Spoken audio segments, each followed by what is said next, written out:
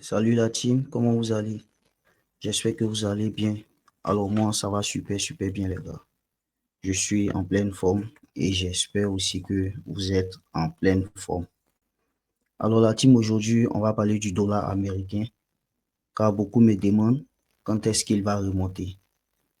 Oui, j'ai reçu énormément de messages ces derniers temps et dans ces messages-là, c'était des questions relatives au retour du dollar américain. Steph, quand est-ce que tu penses que le dollar va monter? En début d'année, tu nous avais présenté des scénarios et que tu disais que le dollar allait couler. Et au cours de cette année, on a constaté que ça a été le cas. Et durant cette année-là, le dollar a vraiment coulé. Et pendant ton analyse, tu as dit que quand on se rapproche du deuxième mandat du président Trump, il pourrait avoir un retournement. Et vu que nous sommes à la fin d'année particulièrement, on vient vers toi pour te demander quand est-ce que tu penses que le dollar va remonter. Alors les gars, si vous êtes là, si vous me regardez, j'aimerais déjà vous dire merci pour ce que vous faites pour ma chaîne, que ce soit sur Telegram et sur YouTube. Alors effectivement, en début d'année, on avait fait des analyses sur le dollar américain. Avant de vous dire quand est-ce que je pense que le dollar va se retourner, et est-ce que le dollar n'est pas déjà en train de se retourner? Est-ce que je ne suis pas déjà en achat sur le dollar? Je vais vous présenter ces deux images dont vous avez parlé tout à l'heure et nous allons continuer. Alors, nous sommes sur la première image, l'image du 10Y. Le dollar américain lors du premier mandat de Trump. Le trait rouge représente l'investiture de Trump. Et après ça, on a eu, représente, pardon, l'élection de Trump. Et c'est à cette période-là que Trump a été élu. Et après son élection, jusqu'à la fin de l'année, nous avons assisté à une hausse du dollar. Et après, on a commencé à assister à un range, ce qui est marqué dans le rectangle jaune. Alors après l'investiture de Trump, nous avons assisté à une chute brutale du dollar. À une chute du dollar. Et je l'ai représenté. Ensuite, je suis retourné en 2025, c'est-à-dire notre période, pendant que Trump a été élu. Et, et là, l'analyse a été faite le 19 février 2025. Alors, vous connaissez tous TradingView. Voilà, donc vous pouvez voir là. Et pour certains pour ceux qui ne seront pas encore, qui seront pas sûrs, vous pouvez aussi aller dans mon canal Telegram que je vais laisser le lien en description et aller jusqu'à cette date. Vous verrez en fait l'analyse. Et pour ceux qui vont trouver que chercher c'est dur, vous pouvez aller aussi sur la page Majesty FX et vous tapez, vous allez voir cette publication. Mais là-bas, je l'ai posté en août pour rappeler en fait les traders. Alors, on va voir ensemble donc dans quelles conditions le dollar pourrait reprendre de la valeur. Et surtout, quant à moi personnellement, quand est-ce que je commencerai à acheter le dollar full? Comme je l'ai dit, peut-être que je suis déjà en achat, mais à découvert. Donc, on va voir tout ça dans cette vidéo, les gars. On va voir tout ça dans cette vidéo. On va voir la politique monétaire américaine. On va voir le retour de Trump. On va voir les réserves des banques. Et on va bien parler aussi de l'économie des US, car le dollar contrôle le marché financier, en tout cas présentement et actuellement. Il n'y a pas une autre monnaie qui contrôle le marché financier comme le dollar. Alors, après avoir vu ces deux analyses, je vais vous présenter l'image aussi du 10Y que j'ai analysé. Alors, vous avez ici l'image du dollar américain, l'indice du dollar américain analysé. Aussi, c'était en octobre. Voilà, donc si vous regardez, vous allez bien voir la date. Je crois le 21 octobre 2025 aussi. Voilà, donc c'est à cette période que j'ai analysé ça. ou soit le 5 novembre, pardon, le 5 novembre, mais il y a une autre affiche où le prix n'était pas encore allé. C'est ce que je voulais vous mettre là, mais je me suis trompé d'image. C'est pas grave, on va suivre avec ça. Et vous allez voir pourquoi le dollar ici a commencé à se retourner.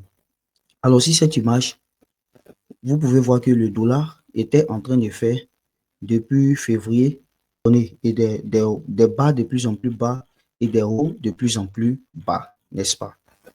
Et on avait une trendline résistance oblique qui suivait en fait le prix. Et arrivé à un niveau, à partir d'octobre, la trendline a été cassée. On va aller sur le graphique après, vous allez bien voir. La trendline a été cassée. Et quand la trendline a été cassée là, et après ce haut et ce bas, je m'attendais, quand le prix est monté, je m'attendais à un retour du prix au niveau des 61,80% de Fibonacci et à une hausse, ce qui a été le cas comme sur le graphique. Et je disais, soit on va assister avant la cassure de cette résistance à une baisse du dollar, une petite correction pour faire un autre bas, ensuite monter.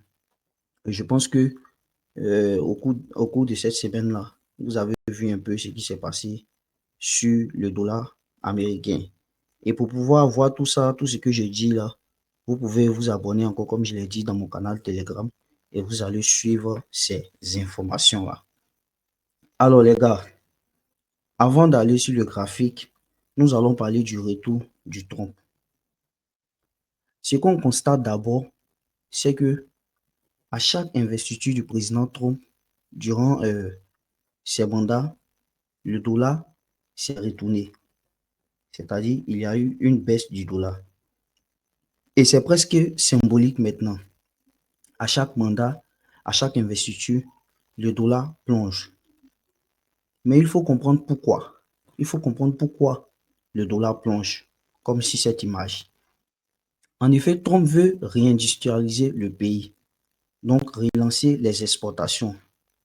Et pour exporter, les gars, il faut comprendre que pour exporter, il faut une devise faible. Tu ne peux pas exporter avec une devise qui est élevée en fait. Vous comprenez? Il faut une devise faible. Voilà pourquoi Trump souhaite un dollar plus bas. Ça rend les produits américains plus compétitifs en fait sur le marché étranger.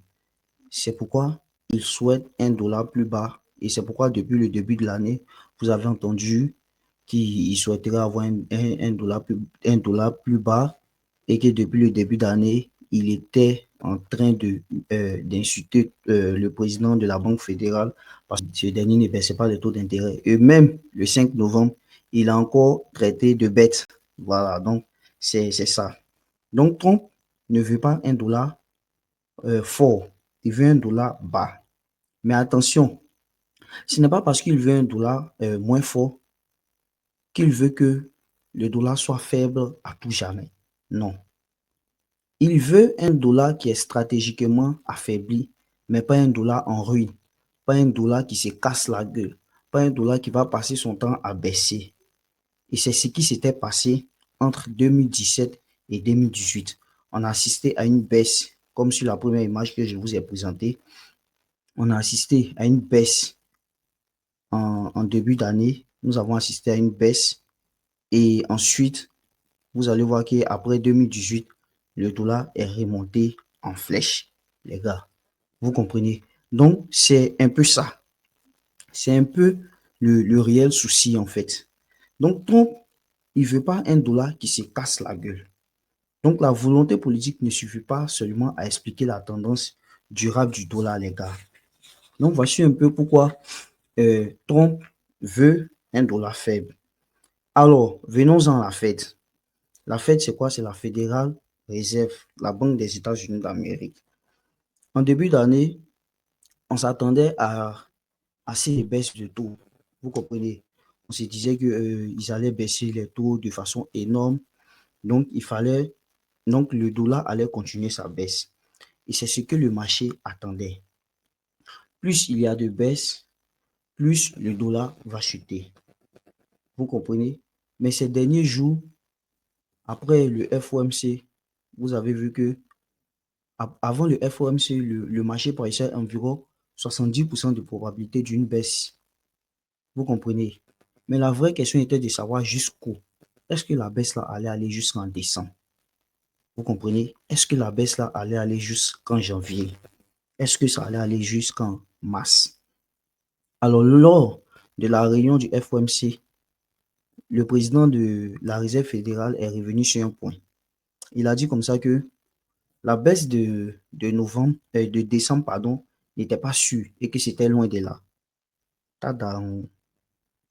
Vous avez vu que la probabilité des 70% a chuté à jusqu'à 66%. Vous pouvez aller vérifier sur FedWatch Tool, sur le CME Group. Vous allez voir cette probabilité là-bas. La probabilité là a donc baissé, les gars, je vous assure. Vous comprenez? Si la Fed baissait de façon accélérée les taux d'intérêt, vous allez voir que le dollar allait continuer à se casser la gueule. Et le deuxième scénario, c'était quoi? Si la Fed baisse les taux plus lentement que prévu, comme on l'attendait au départ, le marché risquerait d'être dessus. Et dans ce cas-là, le dollar allait reprendre de la valeur. Vous comprenez? Et donc, quand on a assisté à ce discours hawkish de Powell, vous avez vu que on a assisté en même temps à une hausse du dollar. Vous comprenez? Ainsi, si la Fed temporise, comme elle semble le faire en décembre, bien sûr, malgré les 66%, hein, si elle temporise, elle va créer une révalorisation du dollar. Et d'ailleurs, selon le dot plot et selon les projections, le taux directeur doit être à 3,6% jusqu'en fin 2025, à 3,4% en mi-2026 et à 3,3% en fin 2027. Vous pouvez vérifier toutes ces informations-là. Donc, ce qui sous-entend qu'il n'y aura pas de baisse agressive. Pourquoi? Parce que 3,5% reste un taux restrictif qui lutte contre l'inflation. Résultat, le dollar peut repartir à la hausse simplement parce que le marché attendait trop. Le marché attendait trop et ce qui n'a pas été le cas. Malgré tout ce qui se passe et tout ce qui se dit, l'économie américaine reste tout de même solide. Elle reste solide. La croissance qui est toujours correcte. On a la croissance qui est toujours correcte. On a le chômage qui est toujours autour. Le chômage qui est toujours autour de 4,4%. On a la consommation intérieure qui est stable. On a les PMI services qui sont supérieurs à 55. On a les manufacturiers qui sont autour de 52. Et on a l'ISM qui est sorti récemment autour de 50 et qui est toujours au-dessus du consensus. Et surtout, ça représente qu'il n'y a pas ça veut dire qu'il n'y a pas de récession. Et surtout, l'inflation qui n'est pas encore réglée. Elle reste autour de, vous allez voir que l'inflation reste autour de 3%, voire légèrement en rebond, les gars. Alors, Powell lui-même l'a dit, la bataille contre l'inflation n'est pas encore gagnée. Donc, la Fed ne peut pas se permettre d'aller trop vite dans les baisses de taux. En conclusion, les États-Unis gardent une politique prudente, mais pas encore accommodante. Jusqu'à présent, il n'y a pas de politique accommodante. Voyons au niveau de l'or, de la Chine et des banques centrales. L'autre facteur clé, c'est quoi? C'est que les réserves des banques centrales, beaucoup ont réduit leurs réserves en dollars pour acheter de l'or, notamment la Chine. Mais à un moment donné, ce que vous devez savoir, avec un or à des prix records, ça devient moins logique d'en acheter. Je vais reprendre. Avec un or à des prix records, ça devient moins logique d'en acheter. La Chine elle-même a annoncé ralentir ses achats. Et récemment, vous avez vu une grosse baisse sur l'or. Vous comprenez? Et tous ces paramètres-là peut faire que le flux de vente sur du dollar pourrait stabiliser. Vous comprenez? Et comme la confiance va commencer à revenir petit à petit sur le marché, on pourrait voir une réévaluation du dollar américain au détriment de l'or. Vous avez un peu compris tout ce que j'ai dit au niveau fondamental. Vous comprenez? Donc, voici le vrai point. Alors, nous allons passer maintenant à l'analyse du graphique de l'indice du dollar américain.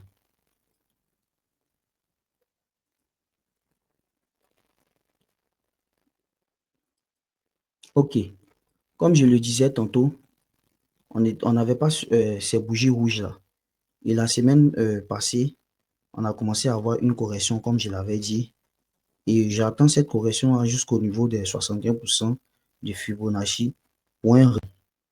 Alors, techniquement, vous voyez que présentement, depuis janvier, comme je l'ai dit, nous avons assisté à une baisse du dollar américain jusqu'au 17 septembre 2025. Suite à cela, nous avons assisté à une cassure de cette trendline qui représente une résistance oblique. Alors, le scénario technique, c'est quoi? Quand, quand nous allons assister à une cassure de cette résistance pullback, on pourra avoir des flux d'achat sur le dollar américain jusqu'à l'objectif que j'ai tracé. On pourrait avoir des flux d'achat. Et présentement, je suis en achat à découvert. Je passerai en full achat quand ce scénario se présentera, les gars. Alors, quel autre scénario je vais attendre? Vous voyez, on va comparer les taux d'intérêt aux États-Unis contre l'indice du dollar américain et je vais vous montrer une autre confirmation qui me fera passer en full achat sur le dollar américain et commencer à vendre les autres devises. Et je vais parler des autres devises, je vais surtout parler de l'euro et du yen japonais qui sont deux devises structurellement affaiblies actuellement. L'euro, lui, pourrait souffrir d'une instabilité budgétaire en France. Vous voyez tout ce qui se passe en France actuellement. Et surtout avec la dégradation de la note souveraine et les tensions fiscales à venir, ça pourrait agir sur la paire euro-USD qui pourrait retomber vers 1,10, voire plus bas. Vous comprenez, les gars? Donc, voici un peu le scénario. Alors, sur ce graphique, j'avais déjà tracé. Je vais vous expliquer c'est quoi ça. Je supprime d'abord. Alors, on va comparer les taux d'intérêt des États-Unis à l'indice du dollar américain. Je viens d'ajouter l'indice du dollar américain sur le graphique. Et il y a un constat qui doit vous sauter à l'œil. Il y a un constat qui doit vous sauter à l'œil. Vous avez remarqué que quand les taux d'intérêt baissent, le prix du dollar américain, l'indice du dollar américain baisse. Quand les taux d'intérêt baissent, l'indice du dollar américain baisse. Et quand les taux commencent à stabiliser, à devenir plat comme ici, là, vous allez voir que petit à petit, l'indice du dollar commence à remonter petit à petit, petit à petit, petit à petit. Quand ça baisse, quand ça devient plat, ça commence à stabiliser. L'indice du dollar commence à monter petit à petit, jusqu'à faire un gros mouvement. Quand les taux commencent à monter, l'indice commence à monter. Alors, c'est ce scénario que nous allons suivre. Je passerai en full achat quand, de façon technique, on verra ça là-bas. Fondamentalement, vous avez vu que tout part pour une hausse du dollar présentement, avec Powell qui dit que c'est pas sûr, que la baisse en décembre est loin même, est loin d'être sûre. Alors, qu'est-ce qui fera et puis je passerai full en achat quand on va commencer à avoir une stabilisation comme ça. Je ne suis pas obligé d'attendre que ça commence à se retourner. Non. quand je vais voir qu'il va commencer à avoir une stabilisation des taux, je vais commencer à me positionner en achat. Commencer à me positionner en achat. Et je pense qu'après, on verra un scénario où ça va monter. Vous voyez? Et là, je serai maintenant en full achat sur le dollar américain. On va comparer encore l'indice du dollar américain contre le fonds Fed. Voilà. Donc, le fonds Fed rate. J'ai tracé aussi. Donc, pareillement, vous allez voir que quand le fonds Fed rate baisse, le dollar américain baisse. Quand il commence à stabiliser le dollar américain, à partir d'ici, vous voyez que le dollar américain commence à monter petit à petit, et paf, on assiste à une hausse. Et c'est pareil pour ici. Vous verrez que ici, ça a stabilisé. On voit que le prix commence à reprendre un peu le souffle. C'est compris, les gars. Alors, pour la question de savoir quand est-ce que je pense que le prix va se retourner, je pense que le prix a déjà commencé ce mouvement-là. Mais pour plus de confirmation, il faudrait que vous attendiez tout ce que j'ai dit là. Vous comprenez? Parce que le trader, c'est celui qui fait des scénarios, pas celui qui rentre comme il veut sur le marché. Le marché, c'est beaucoup d'aspects. Il n'est pas seulement technique. Alors, essayez de prendre tous ces aspects-là en compte. Vous verrez que vous allez filtrer beaucoup de trades négatifs. Vous comprenez? Vous allez filtrer beaucoup de trades négatifs. Alors donc, c'est un peu ça, les gars. C'est un peu ça. Donc, voici ce à quoi je m'attends. Et voici dans quelles conditions je pense que le dollar pourrait monter avec tout ce on a vu sur le graphique. Vous comprenez? Voilà. Donc, c'est un peu ça, les gars. Vous devez comprendre que le marché Forex, il est imprévisible. Il est imprévisible. On ne prévoit pas le marché Forex, mais on prépare des scénarios. Et c'est exactement ce que je viens de faire dans cette vidéo. Je me prépare à acheter le dollar sur le marché est dessus de la politique US. Vous comprenez? Et je pense qu'on assiste déjà à ce scénario depuis ici. Vous comprenez? Depuis ici, c'est pourquoi j'avais tracé l'outil Fibonacci. Et quand on va assister à un bas plus bas que ce bas et un haut plus haut que ce haut, et à la cassure de cette zone psychologique et à la validation au niveau fondamental, vous verrez qu'on aura plus d'outils, plus de confiance pour pouvoir vraiment passer full en achat sur le dollar américain. Alors, j'aimerais vous rappeler ceci, les gars. J'aimerais vous rappeler ceci. Le trader efficace, ce n'est pas celui qui anticipe tout. Vous comprenez? Le trader efficace, ce n'est pas celui qui anticipe tout, mais c'est celui qui sait exactement quoi faire selon le scénario qui se produit. Alors, les gars, je vous demande de garder votre calme, de construire vos plans et de laisser le marché vous donner la confirmation. Ce n'est pas vous qui devez donner la confirmation au marché, mais c'est le marché qui doit vous donner une confirmation, les gars. Sur ce, portez-vous bien et faites vos analyses aussi parce que le trading comporte des risques. On est ensemble, la team.